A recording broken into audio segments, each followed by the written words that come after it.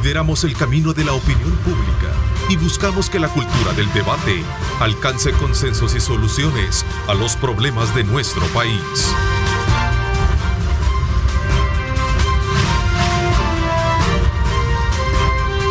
Diálogo con Ernesto López. Son las 6 de la mañana con 31 minutos, 6 de la mañana 31 minutos. Como siempre, un placer enorme estar con ustedes a esta hora de la mañana. Gracias por continuar con nuestra programación, que desde muy tempranas horas de la mañana, pues nuestros equipos, Luis Amayoa, están llevándoles a ustedes la información pertinente ocurrida en nuestro país y por supuesto en el mundo entero. En hora y media a conocer análisis importantes también sobre temas de nación.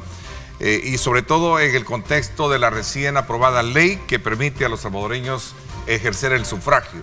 Vamos a hablar este día desde la perspectiva de los creadores y avaladores de esta ley y aquellos aspectos elementales que en algún momento representan el hecho de saldar un aspecto que históricamente debió haberse dado hace años para la diáspora, para los salvadoreños en el mundo. Así es que este día quiero darle la más cordial bienvenida a Ana Figueroa. Ella es diputada del partido Nuevas Ideas y miembro también de la Comisión de Reformas Electorales. Gracias por acompañarnos. Bienvenida, diputada. Buenos días, Ernesto. Buenos días, población salvadoreña que nos está sintonizando.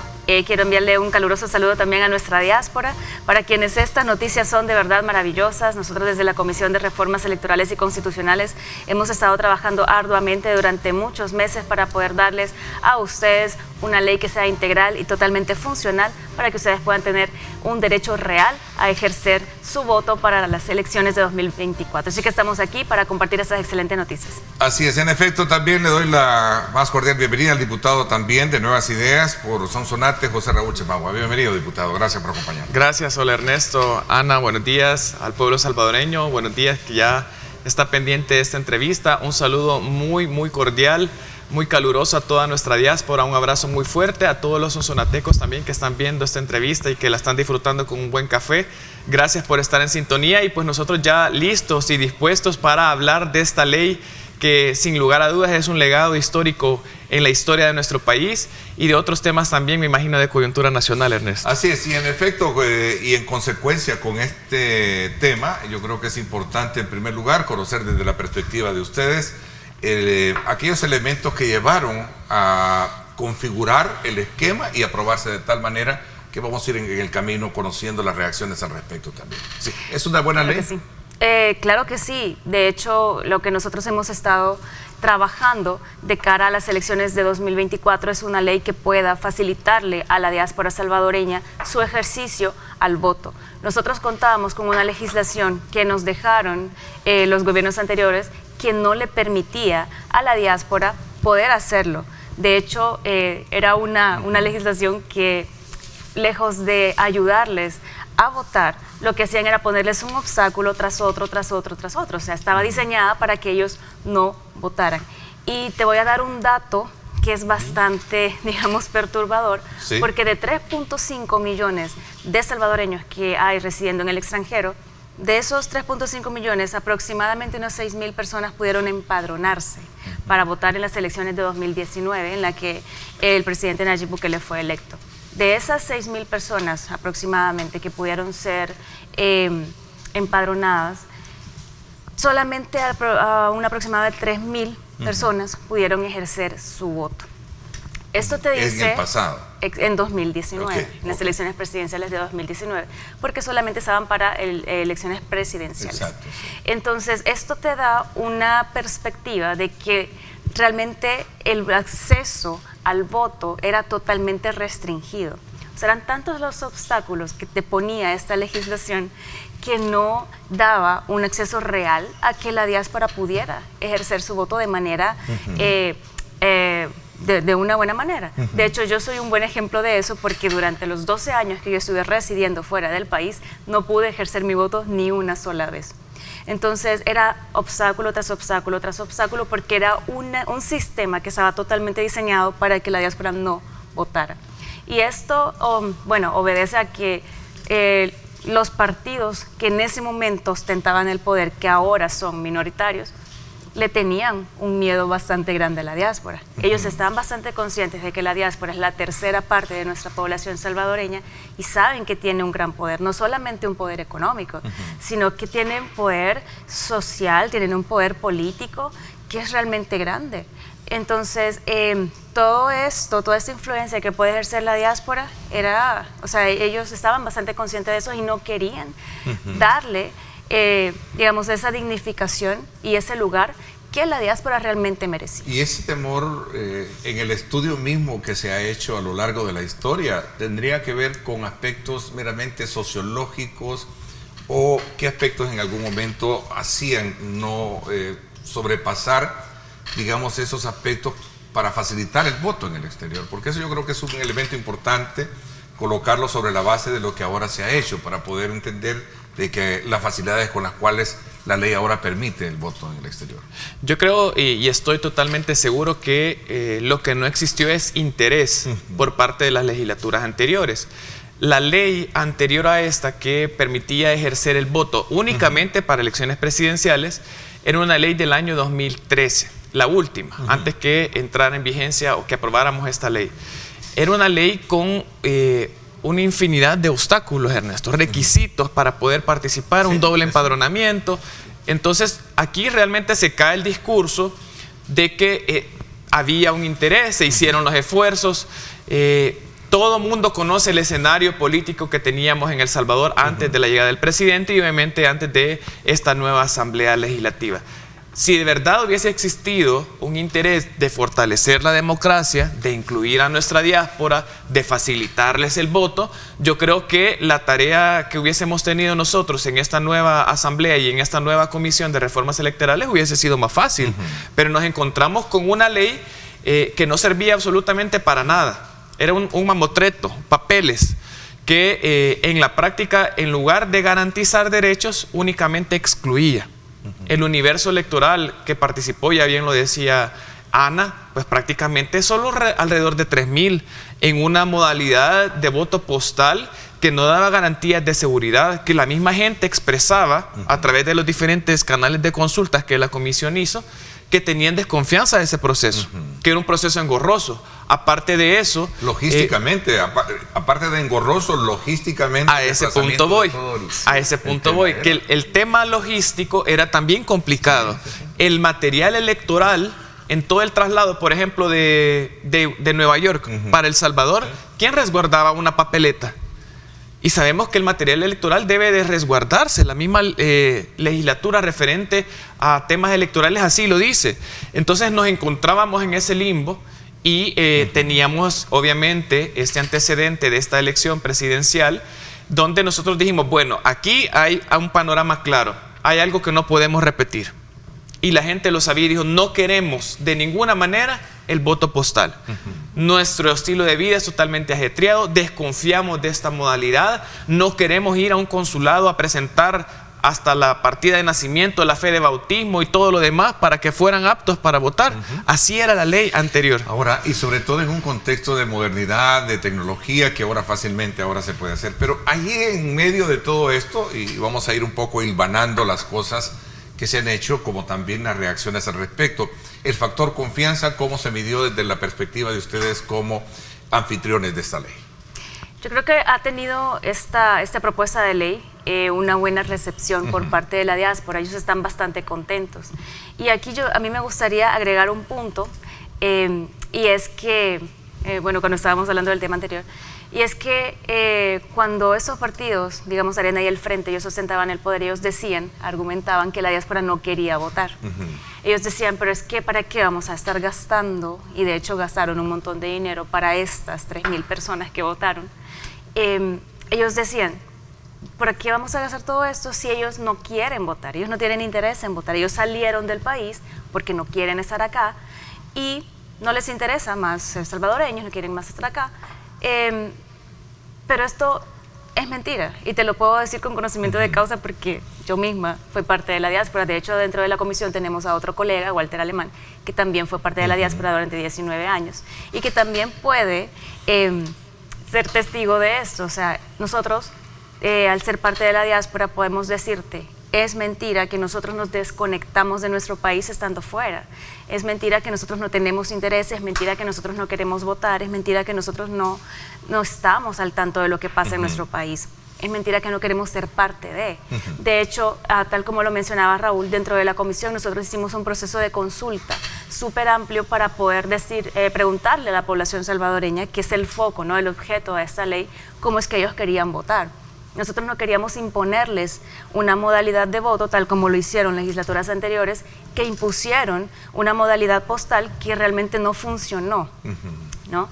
Entonces, nosotros queríamos escuchar de la diáspora cómo ellos querían votar. Hubo un cabildeo previamente para examinar realmente qué es, lo que ellos querían. Sí, porque nosotros queríamos que ellos se sintieran escuchados, y así fue. ¿Y hay confianza ahora, a pesar de, bueno, en algún momento las voces opositoras dentro del Congreso?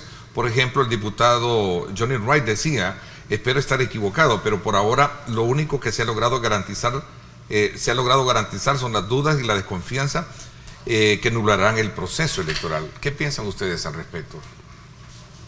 Las dudas y la desconfianza, pero ¿de parte de quién? Porque si tú vas y le preguntas a la diáspora, que es, como yo te decía, el objeto de esta ley, ellos están súper contentos. Ellos están felices porque por primera vez en la historia ellos van a tener una oportunidad real de ejercer el voto. Y no solamente esto, sino que va a ser un proceso ágil, va a ser un proceso rápido, va a ser un proceso seguro, que es sobre todo lo que a nosotros nos interesa, porque yo creo que a todos nos conviene que este proceso electoral de 2024 sea totalmente transparente, que la misma población legitime el proceso por medio de su participación y que su voz sea escuchada.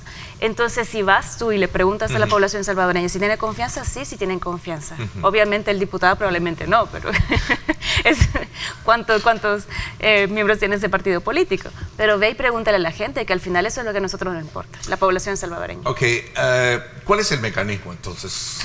Hablemos del mecanismo, ¿no? Del punto medular, sí, perfecto. Bueno, creo que es el ADN de todo esto. Exactamente. Se hizo un proceso de consulta. Creo que la comisión se puede dar el lujo de decir que es una de las comisiones que más se ha acercado de manera directa, presencial, de manera virtual con la población para poder validar el trabajo. Los salvadoreños en el extranjero manifestaron en diferentes ocasiones que ellos querían votar de manera electrónica. Nosotros hicimos obviamente un estudio a profundidad. Vimos legislación comparada sobre qué países ya implementan estas modalidades y dijimos, bueno, si la población quiere esta modalidad, vamos a hacer lo posible para, con un articulado fuerte, darles la posibilidad de que sea un voto electrónico. Es así como nuestra propuesta final contemplaba dos modalidades, siempre electrónicas, una electrónica remoto y una electrónico presencial. Esas son las dos modalidades que está contemplando esta ley. Obviamente hay ciertas características para poder acceder a una de las dos modalidades. ¿Quiénes están habilitados para votar? Todos los salvadoreños que posean un documento único de identidad vigente o no y un pasaporte salvadoreño vigente o no. Luego también se delimita quiénes van a poder votar de manera electrónica remota, que van a ser todos los salvadoreños que tengan un documento único de identidad con dirección de domicilio del extranjero. Por ejemplo, la señora María Morales, que en su DUI aparece como dirección de residencia Las Vegas, Nevada. La señora María va a tener que votar por una modalidad electrónica remota. Pero tenemos a don Carlos Guardado. Es decir, en internet. Exactamente, en la computadora va a poder ingresar bajo el sistema o plataforma que el tribunal defina en su teléfono celular de cualquier que sea inteligente, vea tablet, etcétera. A eso me refiero con electrónico remoto. Y don Carlos, que tiene su documento único de identidad con dirección, por ejemplo, de Chalatenango, pero vive en Houston, él va a tener que ir de manera presencial a un consulado o a un lugar que el tribunal defina previamente. Y que le esté cerca de eso. Ahí es digamos, el punto que en algún momento consideran por qué allá sí y por qué con ellos no. Y ese voto, entiendo, vendría la circunscripción de San Salvador, aún él estando registrado. El presencial electrónico no. No, ese no. No, el que va a ser electrónico remoto sí. Y ya vamos a hablar de eso porque estamos refiriéndonos de una circunscripción. Exactamente. Y las personas que también vayan a votar con pasaporte lo van a tener que hacer de manera electrónica presencial. En este caso, la circunscripción sí va a ir para el departamento de San Salvador.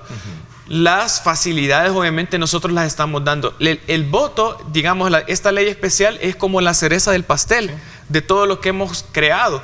Hemos reforzado presupuesto para toda la red diplomática y consular de El Salvador. Hemos hecho una reforma al FOSALEX que permite que nuestros consulados mejoren, que puedan ocupar los recursos y fondos que ellos tienen para dar mejoras a la población en el exterior. Hemos hecho reformas al RNPN, primero para que pueda tener máquinas y entregar DUIs in situ. ¿Qué significan los DUIs in situ? Que la persona que llegue al consulado ese mismo día pueda irse a su casa con el DUI. Esto no lo teníamos antes, Ernesto. Y aún así la ley decía que la persona tenía que ir a sacar su DUI y en ese mismo momento manifestar de manera verbal que quería participar en las elecciones. Incluso quedaba discreción del consulado o de la oficina del RNPN el poder empadronar a alguien. Así de ridícula era la ley anterior que teníamos. Todo eso ya no existe. No hay un doble empadronamiento. Doble empadronamiento, porque todas las personas que tengan un documento único de identidad y un pasaporte, obviamente, mayores de edad, ya van a estar en un registro electoral, están ya empadronados. Nosotros tenemos la seguridad que el 4 de febrero vamos a ir a un centro escolar determinado por el tribunal y mi nombre y mi cara va a salir en un padrón. Pues esa misma facilidad es la que nosotros le hemos dado a la población en este momento, a toda nuestra diáspora. Que ellos ya no van a tener que ir a presentar documentos, declaraciones juradas, porque así lo decía la ley, a un consulado y decir, mire, yo quiero votar, me da permiso. Prácticamente en eso consistía la ley. A ver, interesantes esos puntos que planteas porque de ellos recojo las reacciones que se dan en el entorno. Si bien es cierto, como oposición, decía la diputada Figueroa, son oposición y no se puede esperar otro comentario, pero de alguna manera se centra sobre la base de la confiabilidad que puede tener el sistema. Por ejemplo, decía ayer un representante de la diáspora que consideró que es un buen paso importante el que ustedes han dado con el hecho de crear ya esta ley con esas condiciones diferentes un poco a lo que se había creado y de las que se eliminaron en el pasado. Pero decía, por ejemplo, en el caso de votar por una circunscripción. Ayúdeme. En temas de decir que no se siente representado porque él no es de San Salvador, sino que puede ser de San Miguel, puede ser de Santa Ana. Y el venir a votar por una circunscripción, en este caso de San Salvador, como que representa algo que no encaja con ese tema por el cual el espíritu de la ley la debería tener. ¿Qué respuesta hay a ese planteamiento? Fíjate que aquí yo creo que es importante aclarar este punto. Todavía hay muchas dudas y bueno, nosotros para eso estamos acá. De hecho, esto no es algo que nosotros nos hemos inventado, nos hemos sacado de la manga. Este criterio legal es algo ya existente. Te voy a comentar, por ejemplo, cuando los hijos de un padre o madre salvadoreño nacen en el extranjero y tú quieres ir a un consulado o embajada a registrarlo como salvadoreño, automáticamente ellos... Tú haces el papeleo y ellos aparecen, o sea, su partida de nacimiento viene automáticamente a San Salvador, como si ellos hubieran nacido en San Salvador. Entonces, aunque ellos no hayan conocido nunca el departamento, aunque nunca hayan vivido acá, sus papeles están automáticamente en el departamento de San Salvador.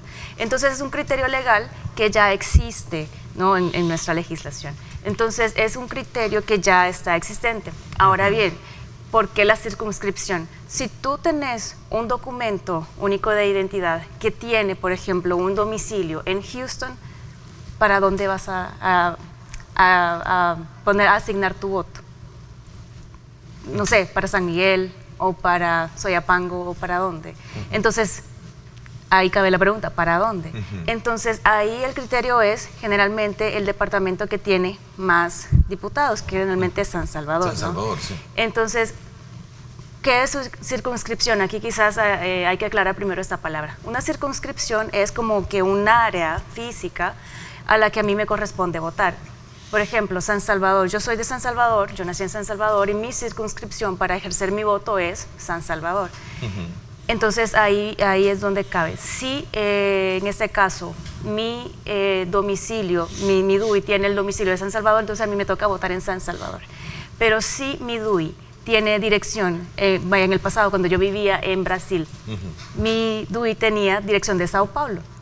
Entonces, ¿para dónde se iba ese voto en este caso? Entonces cabe la pregunta, ¿para dónde? No hay una circunscripción en este momento para el exterior, que en este caso debería ir para allá, todavía no la hay. Hay otros países que sí tienen, por ejemplo, una circunscripción específica para la diáspora. Entonces todos los votos de la diáspora van para la diáspora, ¿no? Pero nosotros no la tenemos, entonces una circunscripción en general cae para San Salvador y este es el criterio. Por el momento es ese. Sin embargo, aquí me gustaría decirle a la población salvadoreña que el presidente Nayib Bukele el día de ayer por la mañana reconoció que nosotros hemos dado un paso importante. Él habló de un voto histórico, sí, correcto. Un paso histórico, decir el presidente. Esas son las palabras que yo te quería decir. Él dijo, este es un paso histórico para devolverle a nuestra diáspora sus derechos a las elecciones, ¿no? Entonces, él está reconociendo que es un recorrido, ¿no? Paso a paso. Obviamente aquí todavía tenemos que trabajar mucho en eso. Sin embargo, es un paso bastante importante el que nosotros hemos dado.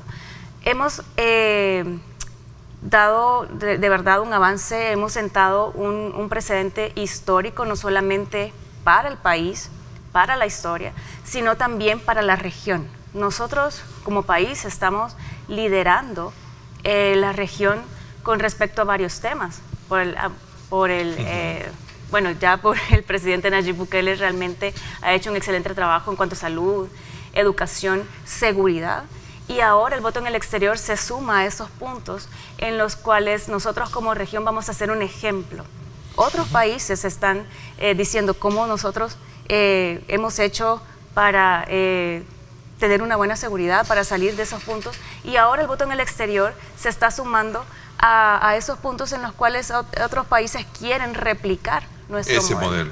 Ok, el artículo 4 es el que habla particularmente del tema de la circunscripción y sobre todo con el tema del voto de aquellos que residen en el extranjero y cuyo domicilio sea, según el documento de identidad, sea fuera del territorio nacional, que es el punto que hablábamos.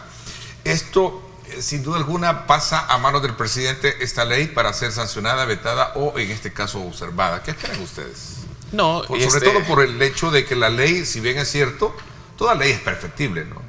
Claro, por supuesto, pero también hay que tener muy en cuenta que si la población decidió dar diputados de nuevas ideas, en coordinación con todo el trabajo que está haciendo el presidente, pues lo lógico es que la gobernabilidad nuevamente va a meter un gol con esta ley. Yo quisiera agregar un detalle muy importante referente a la circunscripción. Vámonos a la Constitución. El artículo 79 dice, en el territorio de la República se establecerán las circunscripciones electorales que determinará la ley. La base del sistema electoral es la población. Para elecciones de diputados se adoptará el sistema de representación proporcional. La ley determinará la forma, tiempo y demás condiciones para el ejercicio del sufragio. Hablamos de circunscripción porque es esta palabra clave la cual permite, desembocar los votos, en palabras más salvadoreñas. Los que vivimos en Sonsonate, los votos se desembocan en la circunscripción de Sonsonate, que son 6 diputados. Los de San Salvador, 24 diputados. Los de Santa Ana, que son 7 diputados. Y así sucesivamente. ¿Qué pasa con todos nuestros hermanos salvadoreños que obviamente nacieron algunos en alguno de los 14 departamentos del país, pero que tuvieron que salir, emigrar de El Salvador por diferentes razones y ya tienen una dirección y una residencia en Estados Unidos, por ejemplo, por dar un país? Entonces su documento habla de un domicilio, no de nacimiento, habla de una de domicilio, porque hay que saber diferenciar entre lugar de nacimiento y lugar de residencia. Lugar de nacimiento no es la circunscripción, lugar de residencia es la circunscripción. Porque aquí, por ejemplo, yo soy de Sonsonate, pero hace 10 años me vine a vivir a San Salvador, mi lugar de residencia es de San Salvador, aunque sea de Sonsonate. Entonces yo voy a votar por los diputados de San Salvador. Bajo esa misma lógica, nuestros hermanos de la diáspora que nacieron en Sonsonate, por ejemplo, pero que ahora viven en Estados Unidos y su domicilio es Estados Unidos, ellos no cuentan con una circunscripción especial. La Constitución no habla, no dice para los salvadoreños en el extranjero tendrán una circunscripción especial o una circunscripción de ultramar, como sucede en otros países, Ernesto. Por ejemplo, ahí es el punto donde nosotros queremos llegar y el por qué todos nuestros hermanos de la diáspora que tienen domicilio en el extranjero van a votar por una circunscripción de San Salvador. ¿Por qué? Porque San Salvador es el que más diputados tiene. Y sabemos que un universo de salvadoreños en el exterior no estamos hablando de 2.000 ni de 3.000. Estamos hablando de millones. Claro, la gran mayoría va a tener su domicilio en el extranjero. Entonces, esos votos hoy por hoy en esta elección se van a desembocar en el departamento de San Salvador. ¿Cuántos, de acuerdo a, digamos, la perspectiva o el cálculo que pudieron haber tenido ustedes como creadores de la ley, pueden ser los salvadoreños que pueden votar en este proceso utilizando este mecanismo? Porque no existirá un padrón electoral. Es decir, la ley misma lo establece en el artículo 13 que se aprobó, que bajo ninguna circunstancia los salvadoreños fuera del país estarán obligados a realizar un registro alterno para el ejercicio de su voto. Registro alterno. Eso, no es que no hay un padrón. Padrón ahí hay. no están obligados a hacer un registro alterno. Un doble empadronamiento. Hay que hacer una diferencia. Bueno, por eso era bien importante la presencia de ustedes para hacer las aclaraciones con relación a este tema. Entonces, sí existe un registro. Claro que Por sí, supuesto. así como cuando tú estás, estamos aquí dentro del territorio salvadoreño. Tú sacas tu DUI y tú automáticamente apareces dentro del padrón electoral. Tú no necesitas ir a empadronarte y hacer ese digamos, registro alterno, tal como lo dice la ley, sino que tú automáticamente apareces dentro del padrón. Tú vas a un centro de votación que te toca y, el día de las elecciones tú apareces, tu foto y todos tus datos dentro de ese padrón electoral. Sin embargo, cuando estás hablando de nuestra diáspora, la ley anterior obligaba a la gente a hacer este proceso adicional. Ellos tenían que hacer el viaje hacia el consulado, a la embajada y decir expresamente: yo quiero empadronarme para votar en las próximas elecciones. Entonces esto significaba que, pérdida de tiempo y de dinero para nuestra gente. Ese es el proceso que nosotros hemos cortado y les hemos dado a nuestra gente el mismo derecho, exactamente el mismo derecho que nosotros tenemos. Cuando ellos sacan su DUI, automáticamente ellos aparecen dentro del padrón electoral. No es que no haya un padrón electoral, lo va a haber, sin embargo ellos no van a tener ninguna obligación de registrarse adicionalmente en otro lugar. Decía la diputada Claudia Ortiz de Vamos con relación a ese tema: necesitamos un padrón de personas habilitadas para votar. Si esto no se sabe, fácilmente se puede meter X cantidad de votos. ¿Qué piensan? No, bueno, realmente es un tanto gracioso escuchar declaraciones de una diputada que en primer lugar no tiene conocimiento de cómo está todo el panorama electoral para nuestra diáspora. ¿Y dieron aportes los partidos políticos? Bueno, ella ninguno. Lo único que la vimos nosotros haciendo es subir en un carrito en Los Ángeles y siendo abucheada. Vea, los miembros de la comisión, que yo les insistí de manera directa y personal, yo le dije a Anabel: súmese, usted podrá sacar 10, 15 votos que le van a servir de algo a su partido. Vea, el otro diputado a veces ni llegaba. Pero cuando les hacíamos la propuesta y les decía: mire, al final aquí trabajemos todos juntos, ellos nunca propusieron nada, Ernesto. Es más, ni tan siquiera levantaron la mano para decir a favor en el nombre de la ley, tan siquiera. No dieron ni un voto. Ni un voto, ni un voto. Estos no se juramentaron a la hora de la comisión. Cuando uno hace ya la propuesta final del articulado, se va votando desde el nombre de la ley, los capítulos y artículo por artículo. En ninguno de ellos los dos dieron sus votos. Y es bien irónico que estas personas que representan a estos partidos políticos que dicen defender la democracia no dieron ni un voto en un proyecto que obviamente refuerza la democracia, porque estamos hablando de abrir la posibilidad a que aproximadamente 3 millones de salvadoreños que viven en el extranjero puedan votar. Tenemos obviamente datos que hoy por hoy solamente con DUIs arriba de 700,000 salvadoreños entre vencidos y vigentes ya están aptos para poder votar, porque tienen su documento. A ese punto vamos, ¿verdad? El registro electoral es una situación aparte del padrón electoral. El registro va a servir para identificar los que están afuera y los que van a votar de manera remota y los que van a votar de manera electrónica por internet. Esos puntos, como yo lo decía el día de la plenaria, quien no ha leído la ley, pues llega a decir un montón de disparates como los que estamos leyendo ahora aquí en esta mañana. A ver, me piden una pausa comercial, son las 7 de la mañana en punto. ¿Por qué los partidos políticos no van a estar, como ya estábamos acostumbrados en procesos anteriores, a ser vigilantes del proceso? Se hablan de figuras como la creación del Helsbeck, que es las juntas electorales de voto en el exterior, y las juntas receptoras de votos en el exterior. ¿Cuáles fueron las argumentaciones que existen para poder de alguna manera dejar a un lado a los partidos políticos de este proceso? Voy a hacer una pausa comercial, regresamos para que hablemos de esto, porque usted muy bien lo sabe, rico café a esta hora de la mañana, 7:01.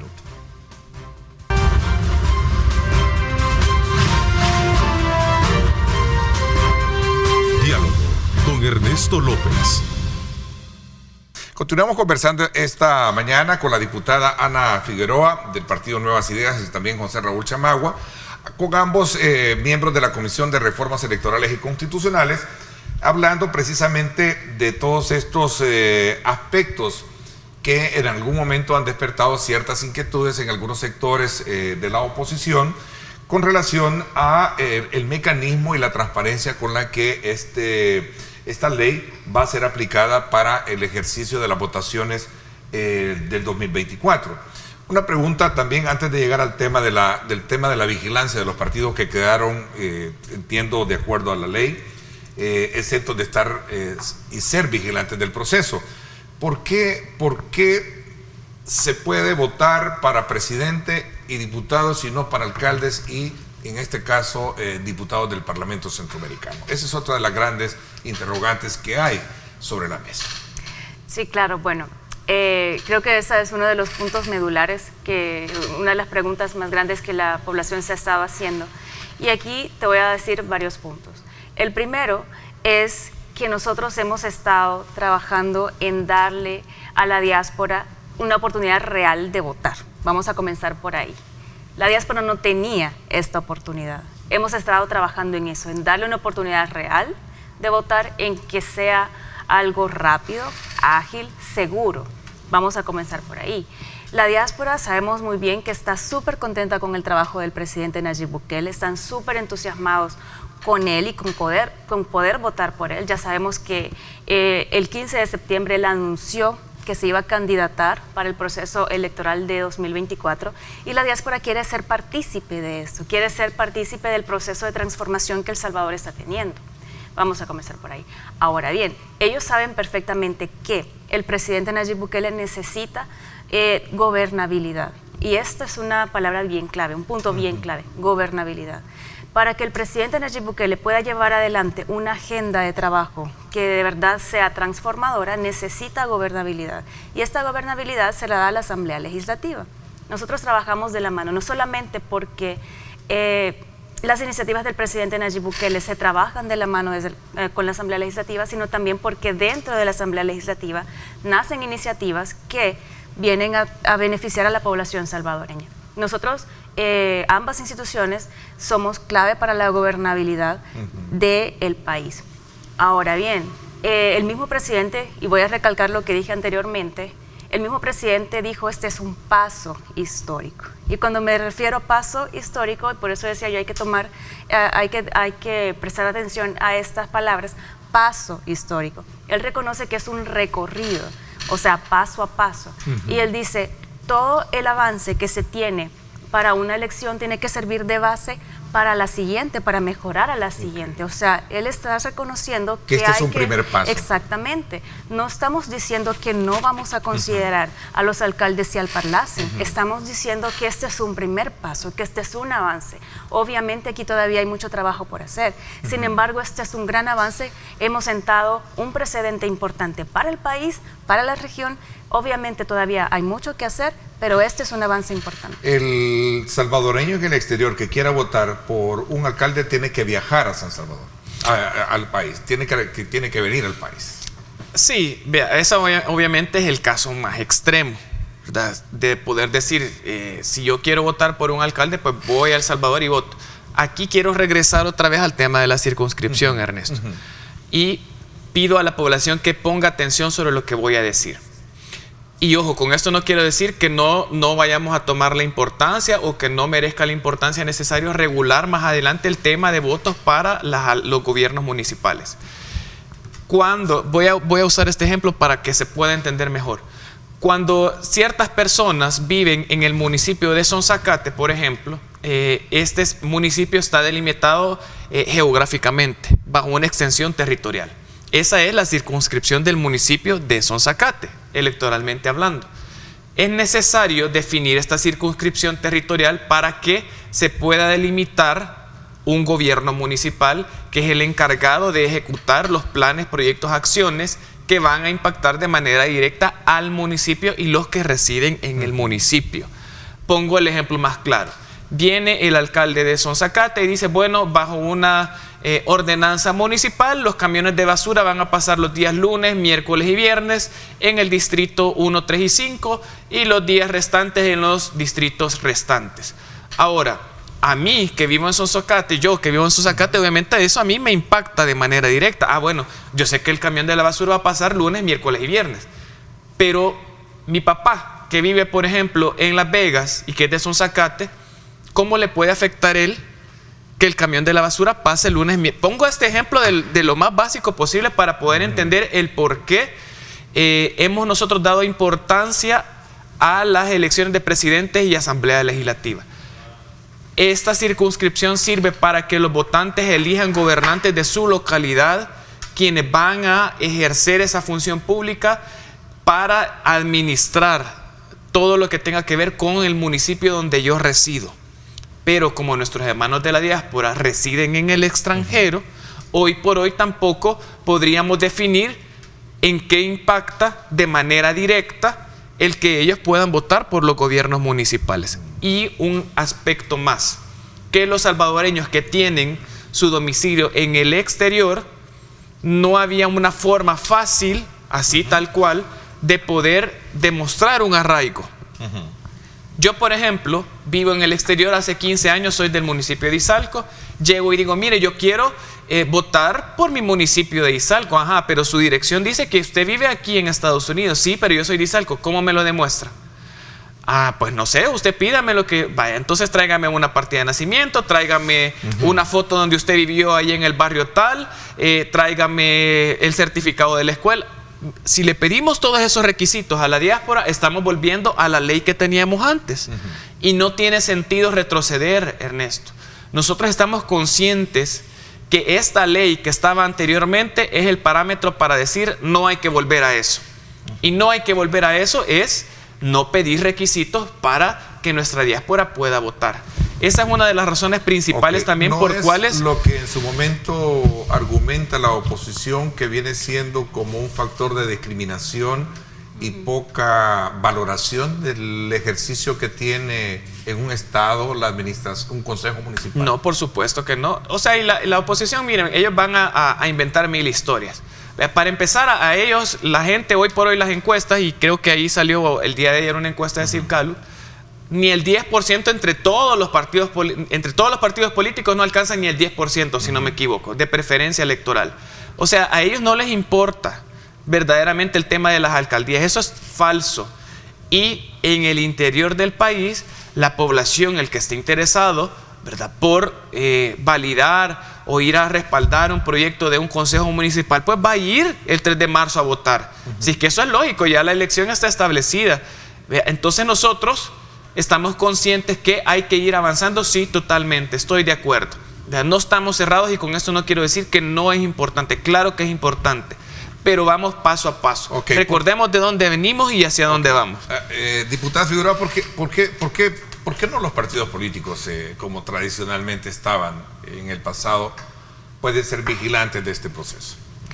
Mira, nosotros hemos considerado la participación, por ejemplo, de autoridades electorales dentro de este proceso. Hemos considerado, por ejemplo, la creación de la Junta Electoral de Voto en el Extranjero. Esta se va a llamar HELVEX. Esta va a ser una sola, va a estar dentro del territorio nacional y esta es la que se va a encargar, por ejemplo, de la recepción de todos los votos de la diáspora, aquellos que vengan de forma electrónica. Ahora bien, también va a ser la creación de las juntas receptoras de votos en el extranjero, que van a ser las JRVEX.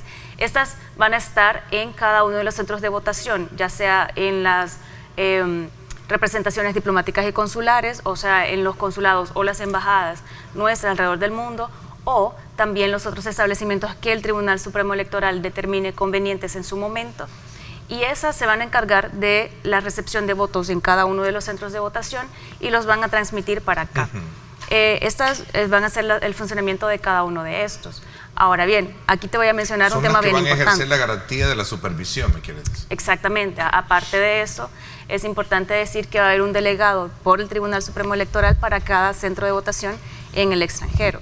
Aquí también es importante mencionar que, si bien es cierto, se habla mucho de las representaciones diplomáticas y consulares, también se le da la potestad al Tribunal Supremo Electoral para que ellos puedan autorizar centros adicionales, porque, por ejemplo, si hablamos del estado de California, sabemos que allá hay de 800,000 a 1,000,000 de salvadoreños, y probablemente 4 consulados que tenemos allá no sean suficientes para atender a toda nuestra población. Entonces, cabe la posibilidad.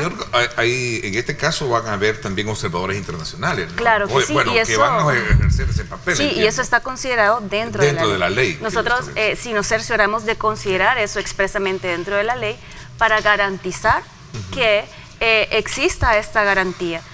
No solamente de auditoría, sino también de observadores internacionales y nacionales, tal como bueno, se considere necesario. Entonces se le da esta potestad al Tribunal Supremo Electoral. Ahora es importante mencionar un punto medular, y es que cualquier cosa que no esté considerada dentro de la ley, hay un artículo dentro de la ley que 25.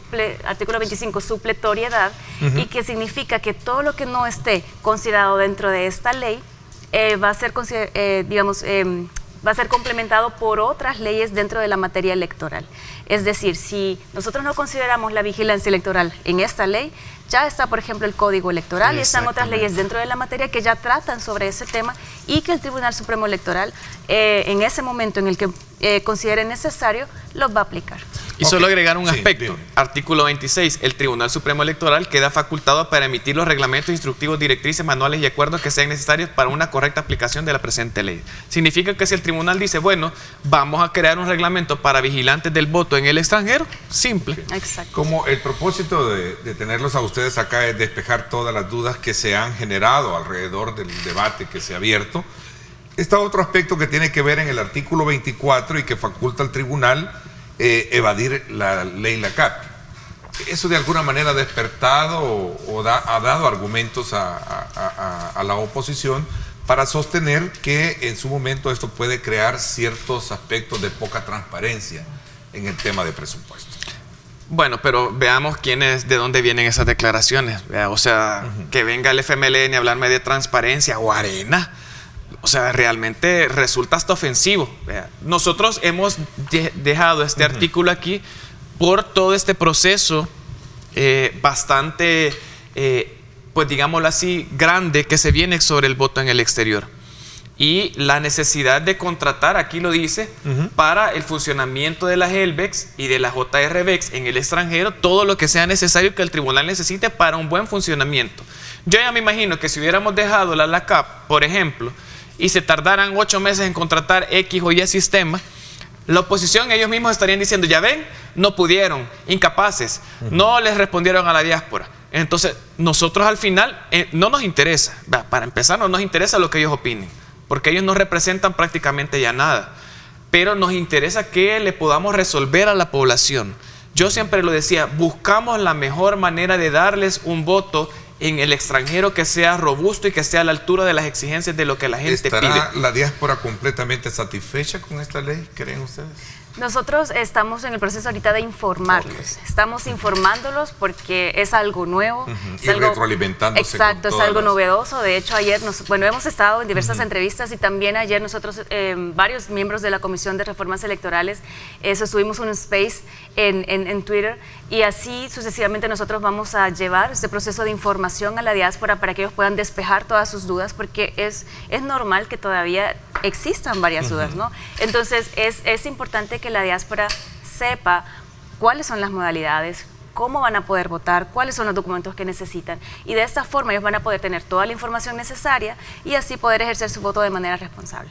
Bueno, interesante porque el tiempo ya se nos fue y logramos aprovechar lo más que se podía para poder despejar todas las dudas y conocer más ese ADN que tiene precisamente la ley. Yo quiero agradecerles a ambos el que me hayan permitido conversar esta mañana para el país, para la diáspora, donde tenemos mucha audiencia. Poder de alguna manera conocer el espíritu con el cual se formuló la ley, se aprobó la ley y la respuesta que hay a todos estos aspectos que en su momento la oposición los he planteado sobre la mesa, que temen que el sistema de voto electrónico sea vulnerado por la falta de un padrón electoral, que ya hablamos, por el tema de la vigilancia electoral, que ya hablamos, y el tema de la transparencia como tal. Ana Figueroa, diputada, gracias por haberme acompañado. Gracias, Ernesto, y gracias también a la población salvadoreña por haber estado pendientes de esta transmisión. Vamos a seguir dándoles toda la información necesaria. Gracias, Raúl. Siempre un placer. Gracias también, diputado Chamagua. Muchas gracias. Solamente recalcar que esta ley nació de la diáspora para la diáspora y con esto estamos saldando una promesa y una deuda histórica que el presidente Nayib Bukele y también nosotros diputados de esta nueva Asamblea Legislativa hicimos en campaña. Saludos. Será un tema que vamos a seguir en el abordaje por delante porque sin duda alguna se marca un hito en la historia misma de la votación en el país. Saber que los salvadoreños ahora tienen una nueva modalidad de votación tomando como punto de referencia aspectos de tecnología. Gracias por haberme acompañado. Vámonos a la pausa. Cuando regresemos, el presidente de ANDA nos viene a contar cómo quedó todo el sistema de distribución, los proyectos después de la Julia. Vamos a hablar de esos y otros aspectos importantes con Rubén Alemán, presidente de ANDA. Gracias por estar con nosotros. 7:20.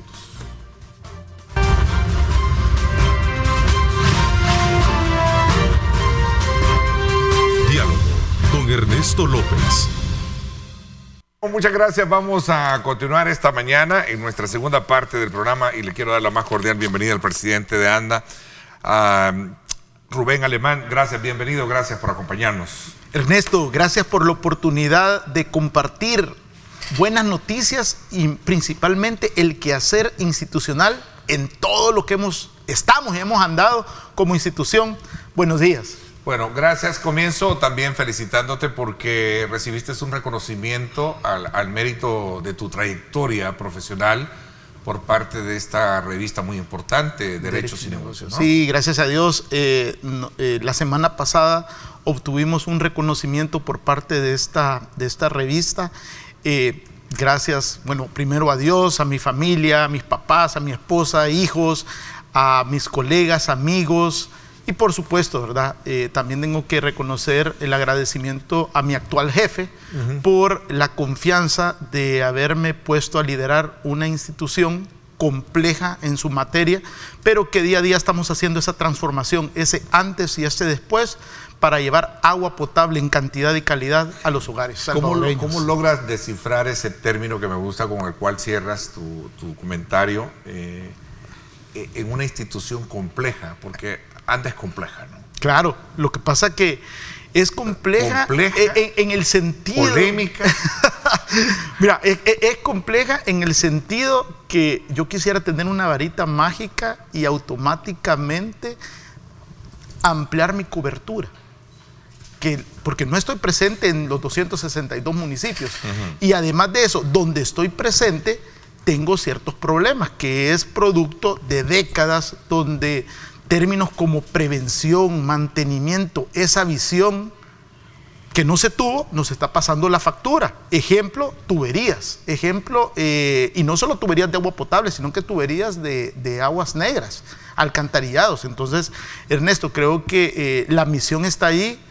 Hemos empezado esa transformación hacia una ANDA mucho más eficiente, oportuna y, por supuesto, donde la población sea y seguirá siendo el centro de nuestras prioridades. Ahora, tuvimos un episodio bastante difícil días pasados. Hubo estragos de mucha naturaleza en la infraestructura. El tema de acueductos, el tema de distribución de agua no escapó precisamente a ser impactado por la tormenta Julia. ¿Qué pasó y cómo se ha logrado superar ese impacto? Bueno, sabemos que existe el cambio climático y lo hemos reiterado en diferentes ocasiones. El cambio climático nos va a pegar sí y solo sí. ¿Qué tenemos que hacer? Nos tenemos que estar preparados, tenemos que blindar climáticamente toda nuestra infraestructura. Gracias a Dios, Ernesto, en los más de 500 plantas de bombeo y de rebombeo, en mis 5 plantas grandes de agua superficial, incluyendo Torogoz, no tuvimos daños en la infraestructura per se. Sin embargo, sí, por las fuertes ráfagas, eso nos desconectó, por decirlo así. Tuvimos problemas de electricidad, de energía. Tuvimos 2 problemitas ahí un poquito graves, fue los planes de renderos, el cual un árbol de gran tamaño se dio y hubo un gran deslave y se pasó llevando todo el tendido eléctrico. Gracias a Dios lo pudimos recuperar. No solo anda, pero aquí también tengo que reconocer la articulación del gobierno entre varias instituciones que realmente metimos el acelerador. Ahora, climáticamente hablando, sabíamos y sabemos que estamos, espero que ya vayamos de salida a un fenómeno La Niña. La Niña significa más humedad, más lluvia. ¿Cómo anda? ¿Cómo nos preparamos? ¿Cómo nos empezamos a preparar allá por mayo, por junio? Bueno, empezamos una serie de inspecciones sanitarias y tomamos el Gran San Salvador, y lo que yo pedí es que la gente de laboratorio, de calidad del agua, de operaciones, de producción, mis cuadrillas de mantenimiento se conversaran, habláramos y formamos un equipo de reacción inmediata. Y fuimos y estamos yendo, Ernesto, planta por planta en el Gran San Salvador, las principales, las que están susceptibles a inundaciones, ¿sí?, a verificar que todos los elementos que componen una planta estén en buena calidad y, ¿por qué no?, tratar de blindar climáticamente esas plantas. Y aquí, Ernesto, hay un tema que yo sí quiero hacerle un llamado a la población, porque no se vale que nosotros estemos dando el todo por el todo y nosotros mismos estemos tirando la basura a las quebradas y estamos tirando desechos sólidos a los ríos que están justo a la par de nuestras plantas de bombeo. Claro, es un problema de cultura, de educación, lo que sea, realmente. Y Ernesto, y eso, al final del día, ¿qué es lo que sucede? Bueno, se nos tapan las alcantarillas, todo eso, ¿dónde va a dar? Bueno, es más, yo fui a esta planta de bombeo en Soyapango y no te puedo explicar. Literalmente sacamos licuadoras, planchas, colchones, sillones, tapas de servicio. Entonces, yo creo que el acertado plan de gobierno cero basura es un plan que tenemos que impulsarlo como equipo, como salvadoreño, porque al final del día eso te afecta. Y creo que tenemos que empezar desde el inicio, desde la génesis, desde mi producción, pensar en reducir, reusar, reciclar. Okay. En términos resumibles, ¿qué porcentaje impactó y qué porcentaje está solvente ya de la problemática para superar el tema de la lluvia? Porque... Bueno, tuvimos un 10% de afectaciones. Okay. Y hoy por hoy, a este día, quizás tenemos un 1 a 2% todavía que estamos tratando de nivelar, pero gracias a Dios ya vamos de salida.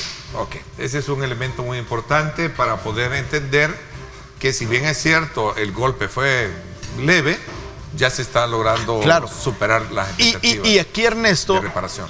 Es importante contarle a la población que en la época lluviosa yo tengo 2 factores que son súper importantes. Uno tiene que ser con la turbidez, que es la cantidad de sólidos sedimentables que arrastran los ríos, y eso me afecta en mis grandes plantas potabilizadoras, mis cuerpos de agua, mis ríos, Torogoz, porque en esta época de invierno, de lluvia, hemos marcado niveles de turbidez arriba de 12,000 NTU, imagínate, y para cuando tú sales de la planta tengo 5, que es más o menos lo que debería de tener, pero imagínate 12,000. Entonces existen protocolos estrictos de emergencia que seguimos de la A a la Z. ¿Por qué? Porque no puedo potabilizar lodo, no puedo permitir que mis plantas de bombeo, que los filtros sufran algún accidente por esa gran cantidad de lodo, en otros términos hablando. Entonces yo creo que eso es algo importante. Y lo otro que me afecta es todo lo que tiene que ver con mi electrificación, porque cuando hay ráfagas de viento se va la energía y ahí complica la correcto situación. Porque por una hora que yo tenga sin energía, yo me tardo el doble en recuperar. Ok, voy a dar una pausa, 7:34. Hay muchos temas más que vamos a hablar acerca de los proyectos. Claro. Por ejemplo, China prometió, hablo de la República Popular de China, 4 proyectos. Sunset Park, que ya está. El estadio. El estadio, la biblioteca y el sistema de potabilización, una planta de potabilización en el lago de...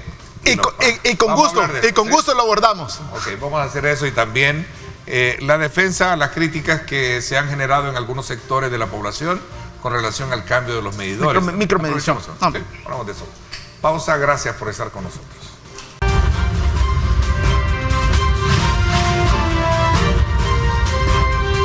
Diálogo con Ernesto López. Bien, gracias nuevamente por estar con nosotros. Continuamos nuestra conversación esta mañana con el presidente de ANDA, Rubén Alemán. Y nos habíamos quedado precisamente después de hacer una valoración del impacto que tuvieron las lluvias pasadas en la infraestructura, de cómo se ha logrado hacer las reparaciones pertinentes. Pero pasando un poquito el guión sobre la base de proyectos y sobre todo de aspectos que tienen que ver con el servicio, voy a comenzar un poquito. Entiendo que esta mañana hubo un evento desde Soyapango en el cual venías corriendo, Rubén, para poder estar acá presente y darnos esa información en el sector de Soyapango, ¿no? Claro, de hecho estamos desde las 5:30 de la mañana, en donde después de 2 semanas pudimos rehabilitar una conexión de aguas negras, una tubería. Hicimos un trabajo titánico, de verdad, gracias a la Brigada de Saneamiento y a la Alcaldía Municipal de Soyapango, porque habíamos dicho que nos íbamos a tardar 3 semanas. Y era un problema complejo, Ernesto, en el sentido que uno de los pozos alrededor de la colonia Florencia, arriba de la Plaza Mundo en Soyapango, había colapsado y empezó a rebalsar. Entonces el equipo dio esa trazabilidad y descubrimos que lo que estaba pasando era que una tubería, eran alrededor de 80 metros de tubería, imagínate, de cemento, ya había cedido. O sea, ya la edad, la antigüedad, habían conexiones cruzadas. Y entonces, ¿qué es lo que pasó? En un análisis técnico riguroso, preparamos todo el terreno, cambiamos esos 80 metros de tubería, levantamos el nivel del colector de aguas negras y lo hicimos en tiempo récord. Y aquí lo importante de señalar es que aún inmersos en la tormenta tropical Julia, sacamos el trabajo adelante. Y creo que eso se refleja en 2 palabras: el compromiso y la entrega. Para sacar adelante los problemas. Exacto, y esta mañana ya dijimos misión cumplida. ¿Te ha tocado en algún momento defender el cambio de medidores? Sí. Y algo que ha despertado inquietudes, sobre todo en algunos sectores, que de primas a primeras les llega el recibo con la advertencia de precisamente de tener problemas consumidores, y que esas son las razones por las cuales se cambiaban estos. Bueno, vamos a empezar quizás definiendo un poquito los conceptos. ¿Qué es micromedición? Bueno, la micromedición es el registro más certero de los consumos de los usuarios, ya sean domiciliares y comerciales.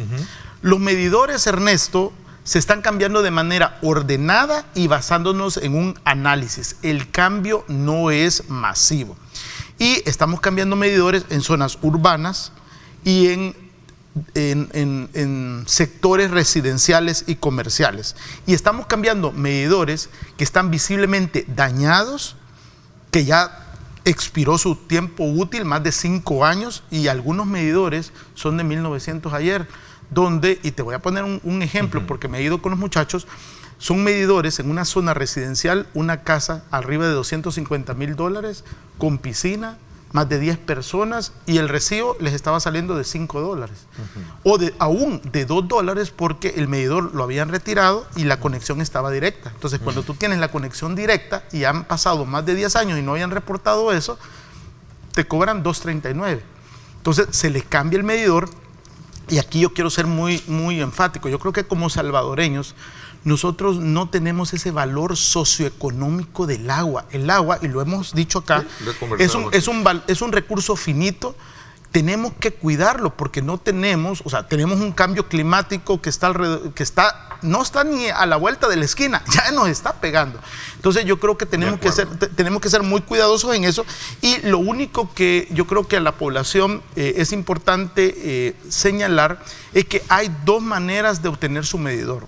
Uno, usted puede acercarse a una agencia comercial y dice, bueno, mire, yo no tengo tiempo, estoy muy complicado de trabajo, pueden ustedes colocarme el medidor, y entonces el medidor tiene un costo igual que la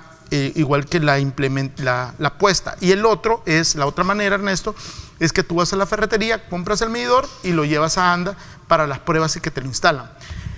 Nosotros no queremos dañar el bolsillo de los salvadoreños. Es por eso que si usted no tiene el dinero para comprar el medidor y para la implementación, le podemos dar cuotas, y eso es muy importante, porque también la información que puede ser pago directo, o sea, completo, o hay cuotas. Exacto, ¿no? Y la información aquí es bien importante señalarla porque se tergiversó.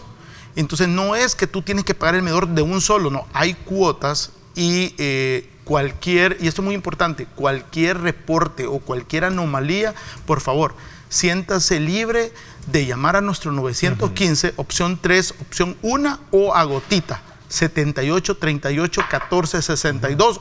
Y si usted gusta, me envía un mensaje directo, privado, a mi red social. Con gusto se lo contesto. Entonces el medidor es para quienes lo tengan dañado o no tengan. Correcto. El que lo tenga bien no es obligatorio. Exacto. Y si lo obligan, que ponga la denuncia. Exacto.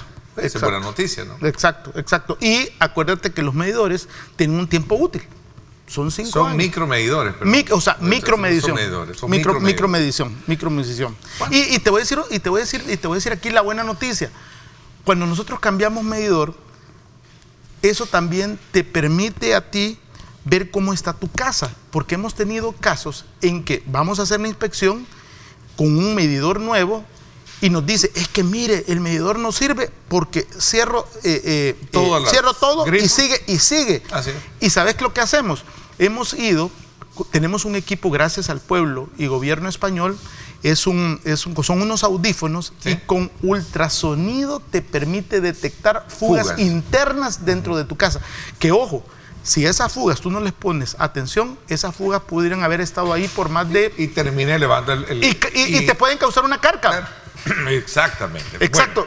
Bueno, entonces, eso creo que nos ha pasado a todos, ¿no? Y ahí es donde viene la responsabilidad de supervisar cómo están las condiciones de nuestros grifos, de nuestros baños, de nuestros sanitarios. Correcto. Para poder de alguna manera evitar esa fuga. Incluso también de verificar los suelos, porque a veces... Verificar la infraestructura per se dentro de tu casa. Esta es una buena oportunidad. Ok, esa es una buena información. Buenas noticias también. Hablando de noticias, me gustó el hecho de que ya se puede concretizar uno de los 3 grandes proyectos que ha ofrecido Chira, que es el tema de la potabilización del agua de Ilopango. Cuéntame un poquito. Bueno, correcto. Hace un par de días firmamos el acuerdo de ejecución enmarcado en esa cooperación bilateral con la República Popular de China. ¿Y en qué va a consistir el proyecto? Bueno, el proyecto va a consistir en la perforación y en el equipamiento de 8 pozos profundos alrededor del lago. Esa agua se va a tomar y se va a mandar a una planta de tratamiento porque puede tener metales, puede tener hierro, manganeso, arsénico, entonces va a tener una planta de tratamiento. Después eso incluye también toda la línea de conducción hidráulica y eléctrica. Y ojo, Ernesto, cuando estamos hablando en materia de energía, porque vamos a necesitar bombas y rebombeos, aquí estamos pensando en la eficiencia energética, consumir menos energía verde. Tenemos que migrar esa matriz de una energía que contamina, emisora de gases de efecto invernadero, a una energía limpia, amigable con el ambiente. También creo que es importante señalar que hoy por hoy, los próximos pasos, me preguntarás, bueno, ya estamos revisando ese proyecto de inicio en donde tenemos que afinar el lápiz para ver el tema de costos, el tema de tiempo y manos a la obra, empezar y arrancar con el proyecto. Ahora, se trata de un proyecto que, para los que en algún momento desconocemos lo técnico, se trata de un proyecto que hasta podría ser bastante utópico, creer que vamos a tomar agua de un reciclaje de contaminación, de un lago que está contaminado fuertemente. Ahora, ojo, aquí quiero ser bien enfático. O sea, lo estoy diciendo sí. siendo neófito en esto. Ok, mira, la perforación de los 8 pozos profundos alrededor del lago nos va a permitir introducir un caudal de 300 litros por segundo, adicionales a los que ya tenemos. Esto va a beneficiar directamente a 7 municipios, no solo a Ilopango, y estamos hablando de 250,000 personas. Entonces, vos sabés, un pozo profundo, su mismo filtro natural va a permitir cierto nivel de depuración, y cuando tú tengas esa agua, la manda a una planta de tratamiento que puede remover y que va a remover ciertos metales que podamos encontrar. O sea que sí estamos hablando de pozos que a lo mejor también pueden tener, obviamente, un proceso de filtración diferente a lo que podemos ver y considerar que es el agua. Exacto. Agua del lago que vamos a tomar. Exacto. Es interesante, y perdona un poquito que estoy parafaseando de una manera muy práctica, porque yo creo que las cosas hay que verlas así. No, y yo creo que la información, y gracias por la oportunidad, porque estos son los medios que nos permiten transmitir la información y que la población pueda entender, y que la oposición o alguna persona malintencionada pueda tergiversar los conceptos. Entonces creo que hemos sido sumamente transparentes y claros, y eso, Ernesto, yo creo que vale la pena señalar. Se vienen buenas noticias para ANDA, hay buenos proyectos en camino, y hay una frase que me gusta y que resume lo que estamos haciendo hoy por hoy en ANDA. Cuando existe transparencia, la transparencia genera confianza, y la confianza genera financiamiento. Es así como no solo la República Popular de China, tenemos 2 préstamos grandes que se nos vienen: el Banco Interamericano de Desarrollo, el BID, Banco Mundial, cada uno son $100 millones, además de USAID, que estamos trabajando con ellos.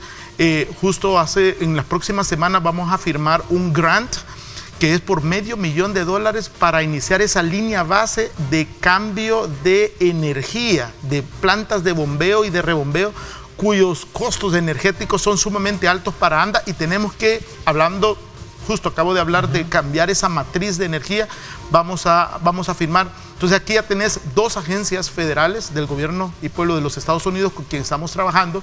Acuérdate que también estamos trabajando en el tema de las desalinizadoras con el Banco Centroamericano de Integración Económica. Entonces se viene, tenemos muchos proyectos que vienen en cola, por decir así, pero creo que vamos bien. Ok, voy a una pausa. Mira, hay otro problema que me gustaría aprovechar, Rubén, conversarlo contigo, y es el tema de la contaminación del río Lempa a través del afluente que da y genera el lago de Huija.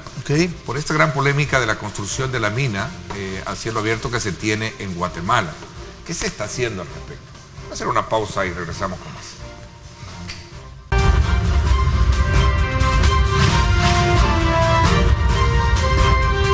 Diálogo con Ernesto López.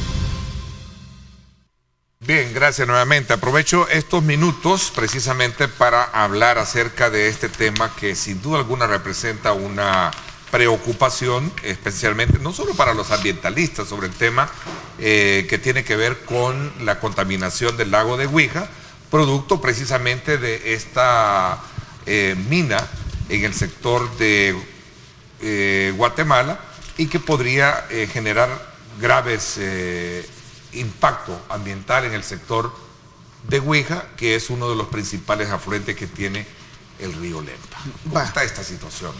Bueno, ¿Cómo resumiría esto? Yo lo resumiría con la palabra aseguramiento y control de la calidad. Como responsables de la principal planta potabilizadora de agua que viene de un río, que es Torogós, nosotros hemos establecido una línea base y tenemos, Ernesto, un laboratorio dentro de la planta, y además de eso tenemos otro laboratorio que complementa a este, que es el laboratorio de alerta temprana. Creo que es importante, y eso lo hicimos desde el primer día de la administración, establecer esa línea base con parámetros físico-químicos, bacteriológicos, de aguas residuales, que nos permitan tomar decisiones. Y es más, aquí te voy a dar un anuncio. El día de mañana vamos a tener una ceremonia en el cual vamos a acreditar más parámetros físico-químicos de los que ya tenemos. Teníamos 18 y vamos a acreditar 10 más. Entonces, ¿qué quiere decir eso? Eso te da la robustez en tus resultados, en tus análisis físico-químicos montados en un sistema de gestión de calidad. Ahora, contestando tu pregunta, ¿qué estamos haciendo? ¿Cómo nos estamos nosotros preparando en ANDA? Nosotros estamos monitoreando semanalmente el agua cruda que entra a mi potabilizadora. Y creo que cuando el presidente inauguró Torogós, no solo inauguramos la infraestructura per se, inauguramos un laboratorio que le brinda esa robustez en materia de aseguramiento y control de calidad. Y creo que eso es súper importante, porque sin datos, sin una base científica, técnica, tú no puedes tomar decisiones. A ver, más contaminado no podemos decir que no esté el río Lempa. Pero acuérdate que existe ciertas características físico-químicas de un río que te permiten potabilizar. Exacto. O no, porque dependiendo de esas características, tú tomas las decisiones qué químicos agregar y qué químicos no agregar. ¿Has tenido algún acercamiento con autoridades de Guatemala para tratar este tema de la mina Cerro Blanco? Como ANDA, estamos integrando una comisión técnica y formamos parte. Creo que la articulación es el factor común denominador de este gobierno, y no estamos trabajando solos, estamos trabajando con Ministerio de Medio Ambiente, con CEL, con Agricultura y Ganadería y con Relaciones Exteriores. Entonces, ANDA forma parte de ese equipo de trabajo que está viendo este tema. Bueno, te digo esto porque al final representa sin duda alguna un factor de mucha preocupación, no solo desde el punto de vista ambiental, sino de lo que se trata de cuidar. Al final, el río Lempa es un afluente. Es tu columna vertebral de todo El Salvador, por decirlo así, porque de ahí tomamos agua para potabilizar, para agricultura, etcétera, etcétera. Y es más, Ernesto, generalmente una vez al mes yo acompaño esos monitoreos, esos muestreos, y estamos adquiriendo equipo nuevo de vanguardia para tomar muestras, y no solo muestras físico-químicas, organolépticas, pH, temperatura, color, olor, sabor, sino que parámetros un poquito más avanzados, incluyendo metales pesados. Entonces creo que el laboratorio, todo el tema de cromatografía de gases, todo ese tema un poquito más complejo, está reflejado en el nuevo laboratorio de ANDA en Torogós, bueno, que fue gracias al gobierno español. Y además de eso, tenemos a nuestro equipo de microbiólogos, que es el que monitorea toda la parte de algas en Las Pavas. Torogós, perdón. Caserío Las Pavas, planta de potabilizadora Torogós. Bueno, el tiempo se nos voló. Se nos fue rápido. Te quiero agradecer el que nos hayas puesto al tanto sobre lo que se ha hecho con relación a reparar todos los daños que dejó la tormenta Julia, y por supuesto también esta buena noticia de los proyectos como el caso de la potabilización, tomando en cuenta estos pozos en el sector de Ilopango y estos otros temas que hemos abordado. Gracias y felicidades nuevamente por tu reconocimiento. Soy testigo de tu trayectoria profesional. Gracias, Ernesto. ¿Verdad? Y te felicito realmente. Y también la Lotería Nacional te dedicó al Día del Empleo de ANDA, el día de ayer. Exacto. Yo creo que quisiera cerrar este programa agradeciendo a las 4.000 personas que están detrás de este servidor, porque sin el trabajo de los cazafugas, sin el trabajo de la gente de aterrado y compactado, sin el trabajo administrativo y técnico profesional, la institución no estuviera moviéndose en este nuevo rumbo de transformación. Así que gracias, buen día y bendiciones para todos. Así es, un saludo muy especial también para el presidente de la Lotería Nacional de Beneficencia. Gracias nuevamente a ustedes. Viene arriba Vigente, como siempre, cargado de energía, todo su talento para poder hacerle pasar muy bien la mañana. Así es que gracias por mi parte, esto es todo por hoy. Pásenla bien y como siempre recuerden lo más importante, amar a Dios sobre todas las cosas. Lideramos el camino de la opinión pública y buscamos que la cultura del debate alcance consensos y soluciones a los problemas de nuestro país.